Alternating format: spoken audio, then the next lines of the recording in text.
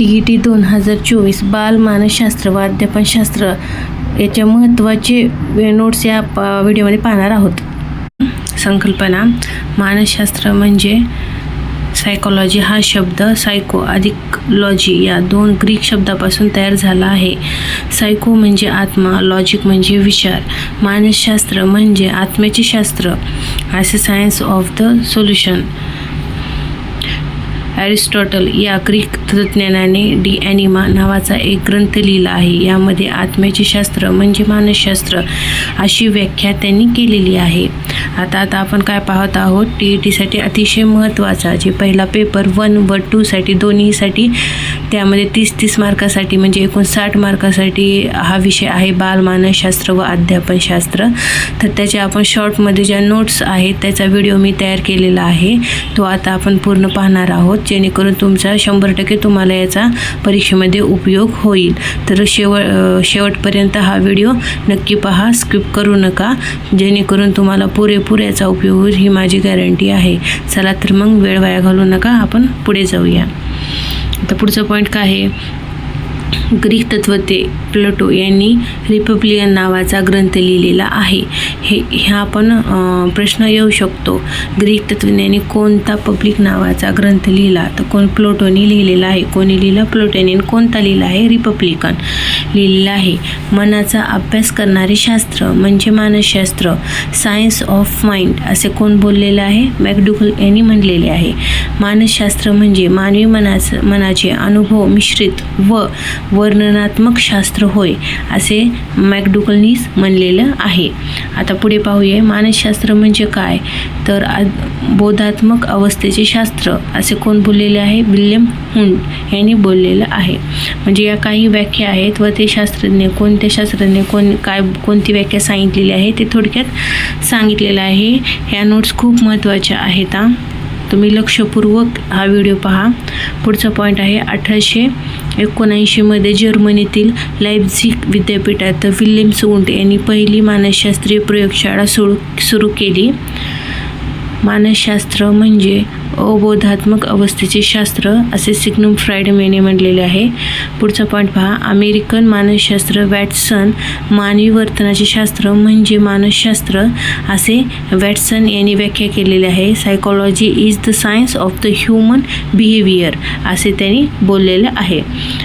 Woodworth यांनी काय बोललेलं आहे? वर्तनाचे शास्त्र व्यवहारवादीचे प्रमेय आहेत ते, आणि वर्तनाचे शास्त्राचे सूत्र कोणी मांडलेलं आहे? वुडवर्थनं मांडलेलं आहे. पहा, इथे लक्षात ठेवण्यासाठी काय आहे? वुडवर्थ व वर्तनाचे शास्त्र व व्यवहारवादी प्रयोग व वर्तनाचे सूत्र त्यांनीच मांडलेले आहे. व आलेलं आहे, म्हणजे लक्षात ठेवण्यासाठी काय व जिथे येईल तर वुडवर्थ असं साधं सिंपल असं आपण हे म्हणू शकतो. तर हे सूत्र आहे पुढचं, B = S - O - R. तर बघा, हे तसंच हे वर्तन बरोबर उद्दीपक जीव व प्रतिमा हे त्याचे सूत्र आहे. वर्तनाचे सूत्र आहे वर्तन, उद्दीपक, जीव व प्रतिमान. ॲरिस्टॉटल काय बोलतात? हे मानवशास्त्राचे जनक आहेत. मानसशास्त्राचे जनक कोण आहेत? तर ॲरिस्टॉटल आहेत. पुढचं काय? सायकोलॉजी हा शब्द ग्रीक भाषेतून आला आहे. तो कोणत्या भाषेतून आलेला आहे? ग्रीक भाषेतून आलेला आहे. कोणता शब्द? सायकोलॉजी शब्द. पहिली मानसशास्त्राची प्रयोगशाळा जर्मन येथे आहे. पहिली मानसशास्त्राची प्रयोगशाळा कुठे आहे? जर्मनीमध्ये आहे. तर पहा, वुडवर्थचं सूत्र इथं परत आलेलं आहे. B = S - O + R - R हे सूत्र वुडवर्थचं आहे. मानव व मानवेतर प्राण्याच्या वर्तनाचे शास्त्र मार्कर किंग व रॉबिन्स यांनी या तिन्ही मानसशास्त्रज्ञांनी बोललेले आहे. प्राण्याचे वर्तनाचे शास्त्र आहे. मानव मानवेतर प्राण्याचे वर्तनाचे शास्त्र म्हणजे मानसशास्त्र असे या 3 शास्त्रज्ञांनी सांगितलेलं आहे. आता आपण पुढील पॉईंट पाहणार आहोत, अध्ययनावर परिणाम करणारा घटक. तर अध्ययनावर कोणकोणते घटक परिणाम करू शकतात, तर पहिला आहे अनुवंश, परिसर, मानसिक प्रक्रिया. त्या मानसिक प्रक्रियेमध्ये काय आहे, संवेदना, अवबोधन, कल्पना, विचार, स्मरण, विस्मरण, अवधान, अभिरुची, प्रेरणा, बुद्धिमत्ता. हे मानसिक प्रक्रियेमध्ये हे 10 उपपॉईंट आपण पाहिलेले आहेत. तर हे सर्व घटक आपल्या अध्ययनावर परिणाम करत असतात. तर त्यातला आपण पहिला पाहू अनुवंश. अनुवंश म्हणजे काय, माता पित्याकडून बालकाकडे संक्रमितरित्या होणारा गुणधर्म व अनुवंश असे त्याला म्हणतो. म्हणजे माता पित्याकडून बालकाकडे जे संक्रमित होणारे गुणधर्म असतात त्याला आपण काय म्हणतो, अनुवंश असे म्हणतो. तर अनुवंशाचे नियम काय आहेत, 3 आहेत. सामर्थ्याचा नियम, वैविध्याचा नियम व परागतीचा नियम. तर त्यातला पहिला आपण सामर्थ्याचा नियम म्हणजे काय नेमकं ते पाहणार आहोत.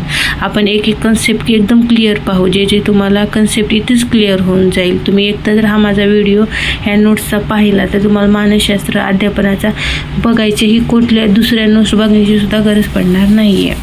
आता त्यातलं पहिलं काय, सामर्थ्याचा नियम म्हणजे काय नेमकं, तर काय, मानवी प्राण्यांच्या बाबतीत जन्माला आलेला माता पित्याचे गुण घेऊन जन्माला येतात. त्यामुळे भावनिकता, बुद्धिमत्ता, अध्ययन क्षमता यामध्ये साम्य आढळते. म्हणजे काय, मानवी प्राण्यांच्या बाबतीत जन्माला आलेले जे माता पित्याचे गुण घेऊन जे पालक जन्माला येतात त्यांच्यामध्ये काय, भावनिकता, बुद्धिमत्ता पण असते, अध्ययन क्षमता यामध्ये काही आपल्याला साम्य दिसते. आता आपल्या समजा आपले आई वडील आणि आपल्यामध्ये हे काही साम्य असतं, हे काय साम्यार्थ नियम याला आपण म्हणतो. आता दुसरा नियम काय आहे, वैविध्यतेचा नियम. काही वेळा बालक आई वडील पेक्षा वेगळे असते, काही वेळा स्वभाव वैशिष्ट्यामध्येही वैविध्यता आढळते. वैविध्यता म्हणजे काय, वेगवेगळेपणा. म्हणजे काहीमध्ये आई वडील वेगळे असतात आणि बालक एकदम वेगळे दिसतात. काहीतरी बोलतात, अरे हेच तुझे आई वडील आहेत का, म्हणजे हे वैविध्यता आहे, म्हणजे एकदम वेगळेपणा यातून आपल्याला समजतो. तर तिसरा नियम काय, परागतीचा नियम. काही वेळा पुढील पिढीत जन्माला येणारे मूल सरासरीकडे झुकतात. आई वडील उंचीला जास्त असले तरी म्हणजे आता काय वेळ कसे होते, एखाद्याचे आई वडील खूप उंच आहेत पण त्यांचे पालक कसे होतात, काही वेळेला सरासरीला म्हणजे मध्यम मिडियमचे उंचीचे होतात. ते मोठे पण होत नाहीत, छोटे पण होत नाहीत, का ते सरासरीमध्ये. तर यालाच काय बोलतात, परागतीचा नियम म्हणतात. अनुवंशिकासंबंधी इसवी सन 1860 मध्ये ग्रेगार मेंडेला यांनी संशोधन केलेले आहे. म्हणजे अनुवंश संबंधीचं संशोधन कोणी केलं आहे, मेंडेले यांनी केलेलं आहे. वाटाण्यावर प्रयोग करून त्यात संक्रमण घडून आणलं आहे. म्हणजे वाटाण्यावर प्रयोग कोणी केलेला आहे, मेंडेलेंनी केलेला आहे.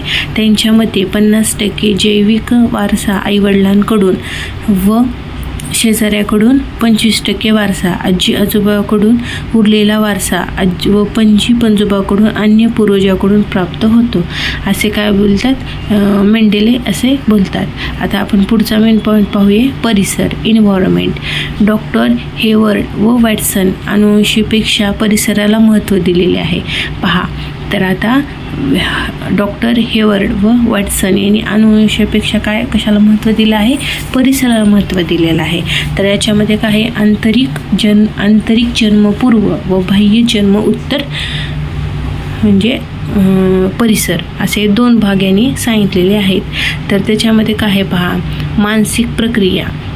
तर त्याच्यामध्ये मानसिक प्रक्रियेमध्ये काय होतं बाबा नेमकं, संवेदन व अवबोध प्रक्रिया. मानसिक प्रक्रियेमध्ये संवेदना व अवबोध प्रक्रिया यामध्ये काय आहे, एखाद्याला चेतक दिसला की ज्ञानेंद्रिय उद्दीपित होतात, त्यांच्या बाह्य वस्तूच्या चेतनावर परिणाम होतो.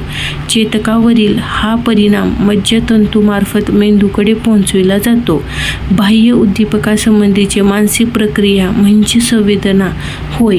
म्हणजे काय पहा बरे, इथे तुम्हाला समजलं का, एखादा चेतक दिसला की म्हणजे चेतक म्हणजे काय, समजा एखादा व्यक्ती दिसला तर ज्ञानेंद्रिय जे आपली 5 ज्ञानेंद्रिय आहे ते उद्दीपित होतात व त्यांच्या बाह्य वस्तूच्या चेतकावर परिणाम करतात. म्हणजे बाह्य जे आपल्याला उद्दीपक आहे त्याच्यावर तो परिणाम करतात व ते मज्जातंतूवर मेंदूकडे पोहोचवितात की तो समोर एक व्यक्ती थांबलेला आहे, अशी एक मानसिक प्रक्रिया. तर यालाच काय बोलतात, संवेदना असे बोलतात. संवेदना प्लस अर्थ यालाच काय बोलतो अवबोध. म्हणजे संवेदना झाली, एखाद्याने चिमटा घेतला पण त्याचा अर्थ झाला, म्हणजे ते मेंदूपर्यंत पोहोचला व त्याच्यावर प्रतिक्रिया उमटली, म्हणजे ते काय झालं अवबोध झालं. म्हणजे अवबोध होण्यासाठी काय लागतं, नुसती संवेदना असून काय भागतं का नाही, तर त्याचा अर्थही समजला पाहिजे. तर संवेदना प्लस अर्थ बरोबर अवबोध असा याचा कन्सेप्ट आहे. संवेदना व अवबोध होण्यासाठी बाह्य उद्दीपक महत्त्वाचा असतो. म्हणजे संवेदना व अवबोध होण्यासाठी काय असतं, बाह्य उद्दीपक हा महत्त्वाचा असतो. समाविष्टवादींना अवबोधाचा अभ्यास केला आहे. समाविष्टवादींनी अवबोधाचा अभ्यास केलेला आहे. बाह्य उद्दीपकाचे वर्गीकरण करण्यासाठी पुढील तत्त्वे दिलेली आहेत. बघा, पुढील बाह्य उद्दीपकाचे वर्गीकरण करण्यासाठी काही तत्त्वे दिलेली आहेत. तर त्यातले काय, सान्निध्य पहिलं, त्याच्यामध्ये काय येतं बघा, 3 टिपके ते 5 गट सान्निध्यात, म्हणजे 3 टिपके पण 5 गट तयार केलेले आहेत. हे काय झालं सान्निध्य. सान्निध्य म्हणजे एकत्र असं समूह करून राहणं. सादृश्य, आता त्याच्यामध्ये काय आहे पहा, इथं प्लस, सर्कल, मायनस, त्रिकोण दाखवत आहेत चित्रामध्ये. तर विशिष्ट आकार पुन्हा असल्यास सादृश्य जाणवते. म्हणजे एकच चित्र परत आता गोल 3 ठिकाणी दाखवतो, त्रिकोण 4 ठिकाणी दाखवते, प्लस 4 ठिकाणी दाखवते, एकच चिन्ह परत दाखवलं त्याला काय सादृश्य जाणवते. म्हणजे की हे बाबा इथं पण पाहिले तिथं पण आहे, असं हे झालं सादृश्य. अखंडत्व, एखाद्या बिंदूचा एकत्रित गट म्हणजे क्वांटिटी, म्हणजे एखाद्या बिंदूचा एकत्रित गट केलेला आहे. म्हणजे अखंडत्व म्हणजे कंटिन्यू, असं आपण समजा एक रेष काढली पण त्याचे डॉट आपण असं रेष काढलेली आहे, ते काय झालं एकत्रित गट झालेला आहे. समावेश, आता इथे पहा बरे, तुटक अक्षरे एकमेक मनमोकळीपणे जागा भरून टाकणे. म्हणजे आता इथे काय समावेशक, म्हणजे कुठेही तुटक अक्षरे किंवा मनमोकळेपणे जागा भरून काढणे, म्हणजे ते काय झालं समावेशक. मनाचा कल, पुस्तक बाहेरून उघडले आहे की आतून, हा बोध मनाच्या कलावरून अवलंबून असतो. तर मनाचा कौल असतो. आता हे बाजूला चित्र दिलेलं आहे, तर ते उघडले का मागून आहे का पुढून आहे ते समजायला का आपल्याला नाही, ते मनाच्या कलावरून आपण ते समजू शकतो. अवबोधातील दोष काय आहेत नावा, पूर्वीच्या अनुभवावरून संवेदना अर्थ प्राप्त होत असते. अनुभवाच्या अपुरेपणामुळे अवबोधात दोष निर्माण होत असतात. म्हणजे अवबोध हे चुकीचं झालं किंवा अपुरं झालं तर त्यामध्ये आपल्याला काहीही त्याचा अर्थ राहत नाही. तर त्याचे दोष काय आहेत, अवबोध होण्यासाठी दोष किंवा त्याचे तोटे काय आहेत ते पाहणार आहोत. इंद्रिय भ्रम, उद्दीपक अस्पष्ट असला, पार्श्वभूमी बदलली की ज्ञानेंद्रियाकडून चुकीचा अर्थ लावला जातो. उदाहरणार्थ आता काय बघा, कातड्याच्या निर्जीव कपड्याला अंधारात साप समजून घाबरणे, पाणी असलेल्या काचेच्या भांड्यात ठेवलेल्या लाकडी पट्टी वाकडी वाटणे, रुळावरून चालणाऱ्या आगगाडीकडे पाहून आपली गाडी सुरू झाली आहे असा भास होणे. हे काय झालं चुकीचा बोध झाला आपल्याला, म्हणून हे काय झालं इंद्रिय भ्रम आहेत हे आपले. चित्तभ्रम, उद्दीपक समोर नसताना आपणास भास होतो, उद्दीपक नसल्यामुळे संवेदना निर्माण होत नाही. मनाच्या विशिष्ट अवस्थेमुळे चित्ताभ्रम, भावनाभोष व चिंताभ्रमाचे प्रमुख कारण आहे. म्हणजे बघा, जे उद्दीपकच समोर नाही तर त्याचा भास निर्माण होतो, म्हणजे काय चित्तभ्रम झालेला आहे. तर उदाहरणार्थ काय आलं, समृद्ध व्यक्ती आपणास हाक मारत असल्याचा भास होणे, म्हणजे हे काय झालं चित्तभ्रम झालेला आहे. पुढचा काय दोष, अवबोधातील आकृती व पार्श्वभूमी, इतर गोष्टीच्या तुलनेत जी गोष्ट अधिक उठवून दिसते त्या गोष्टीला आकृती म्हणतात. उरलेल्या कमी लक्षवेधी गोष्टींना पार्श्वभूमी म्हणतात. उदाहरणार्थ लग्न मंडपात वर वधू अधिक उठून दिसतात, ही झाली आकृती. व बाकीच्या गोष्टी मांडव, सजावट, पाहुणे हे काय झाले पार्श्वभूमी झाले. हे पण नसेल तर आपलं काय होतं, अवबोध होणार नाही व्यवस्थित. पहा, सॉरी, आता पहा 1 मिनिट. हां, आता त्याचं आता अवबोधाचे शैक्षणिक महत्त्व नेमकं काय आहे एवढं आपण पॉईंट पाहणार आहोत. उर्वरित भाग आपण पुढील व्हिडिओमध्ये पाहणार आहोत. तर माझा व्हिडिओ शेवटपर्यंत ऐका हां. तर शैक्षणिक महत्त्व काय आहे? सर्व ज्ञानेंद्रियांमार्फत विद्यार्थ्यांना विविध अनुभव द्यावेत.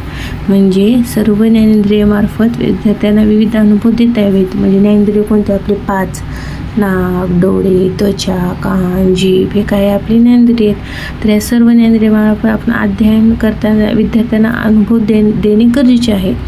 आकृती, पार्श्वभूमी, महत्त्वाचे शब्द रंगीत खडूने अधोरेखित करावे. म्हणजे हे काय आहे? आकृती आणि कोणती पार्श्वभूमी आहेत हे की आपण रंगीत खडूचा वापर करून आपण दाखवू शकतो.